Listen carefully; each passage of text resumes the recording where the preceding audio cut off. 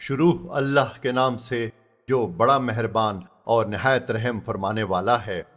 اے ایمان والو، تم پر مقتولوں کے خون کا بدلہ لینا فرض کر دیا گیا، آزاد کے بدلے آزاد اور غلام کے بدلے غلام اور عورت کے بدلے عورت۔ تو جس کے لیے اس کے بھائی کی طرف سے کچھ معافی دے دی جائے تو اچھے طریقے سے مطالبہ ہو اور وارث کو اچھے طریقے سے ادائیگی ہو۔ یہ تمہارے رب کی طرف سے آسانی اور رحمت ہے۔ تو اس کے بعد جو زیادتی کرے اس کے لیے دردناک عذاب ہے۔ اور اے عقل مندو، خون کا بدلہ لینے میں تمہاری زندگی ہے تاکہ تم بچو۔ تم پر فرض کیا گیا ہے کہ جب تم میں سے کسی کو موت آئے تو اگر وہ کچھ مال چھوڑے تو اپنے ماں باپ اور قریب کے رشتہ داروں کے لیے اچھے طریقے سے وصیت کر جائے۔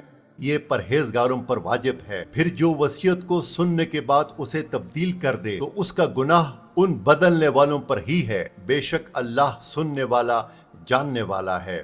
پھر جس کو وصیت کرنے والے کی طرف سے جانبداری یا گناہ کا اندیشہ ہو تو وہ ان کے درمیان صلح کرا دے تو اس پر کچھ گناہ نہیں، بے شک اللہ بخشنے والا مہربان ہے۔ اے ایمان والو، تم پر روزے فرض کیے گئے جیسے تم سے پہلے لوگوں پر فرض کیے گئے تھے تاکہ تم پرہیزگار بن جاؤ۔ گنتی کے چند دن ہیں، تو تم میں سے جو کوئی بیمار ہو یا سفر میں ہو تو اتنے روزے اور دنوں میں رکھے، اور جنہیں اس کی طاقت نہ ہو ان پر ایک مسکین کا کھانا فدیہ ہے۔ پھر جو اپنی طرف سے نیکی زیادہ کرے تو وہ اس کے لیے بہتر ہے، اور اگر تم جانو تو روزہ رکھنا تمہارے لیے زیادہ بہتر ہے۔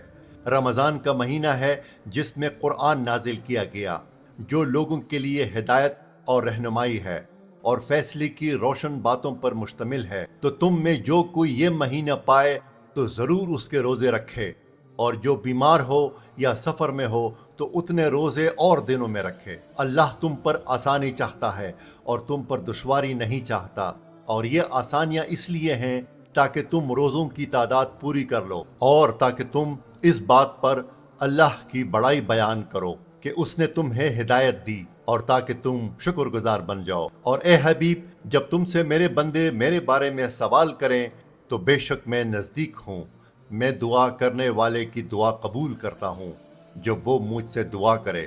تو انہیں چاہیے کہ میرا حکم مانیں اور مجھ پر ایمان لائیں تاکہ ہدایت پائیں۔ تمہارے لیے روزوں کی راتوں میں اپنی عورتوں کے پاس جانا حلال کر دیا گیا، وہ تمہارے لیے لباس ہیں اور تم ان کے لیے لباس ہو۔ اللہ کو معلوم ہے کہ تم اپنی جانوں کو خیانت میں ڈالتے تھے، تو اس نے تمہاری توبہ قبول کی اور تمہیں معاف فرما دیا۔ تو اب ان سے ہم بستری کر لو، اور جو اللہ نے تمہارے نصیب میں لکھا ہوا ہے اسے طلب کرو، اور کھاؤ اور پیو یہاں تک کہ تمہارے لیے فجر سے سفیدی کا ڈورا سیاہی کے ڈورے سے ممتاز ہو جائے۔ پھر رات آنے تک روزوں کو پورا کرو، اور عورتوں سے ہم بستری نہ کرو جبکہ تم مسجدوں میں اعتکاف سے ہو۔ یہ اللہ کی حدیں ہیں تو ان کے پاس نہ جاؤ۔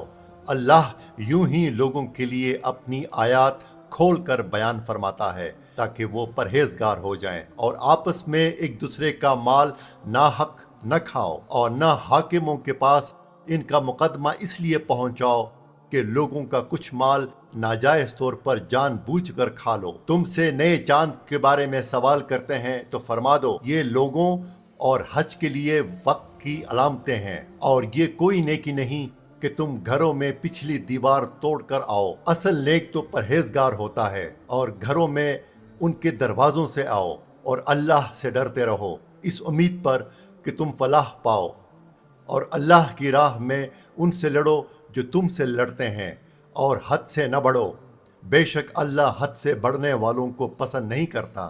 اور دوران جہاد کافروں کو جہاں پاؤ قتل کرو، اور انہیں وہاں سے نکال دو جہاں سے انہوں نے تمہیں نکالا تھا، اور فتنہ قتل سے زیادہ شدید ہوتا ہے۔ اور مسجد حرام کے پاس ان سے نہ لڑو جب تک وہ تم سے وہاں نہ لڑیں، اور اگر وہ تم سے لڑیں تو انہیں قتل کرو، کافروں کی یہی سزا ہے۔ پھر اگر وہ باز آ جائیں تو بے شک اللہ بخشنے والا مہربان ہے۔ اور ان سے لڑتے رہو یہاں تک کہ کوئی فتنہ نہ رہے اور عبادت اللہ کے لیے ہو جائے۔ پھر اگر وہ باز آ جائیں تو صرف ظالموں پر سختی کی سزا باقی رہ جاتی ہے۔ ادب والے مہینے کے بدلے ادب والا مہینہ ہے، اور تمام ادب والی چیزوں کا بدلہ ہے۔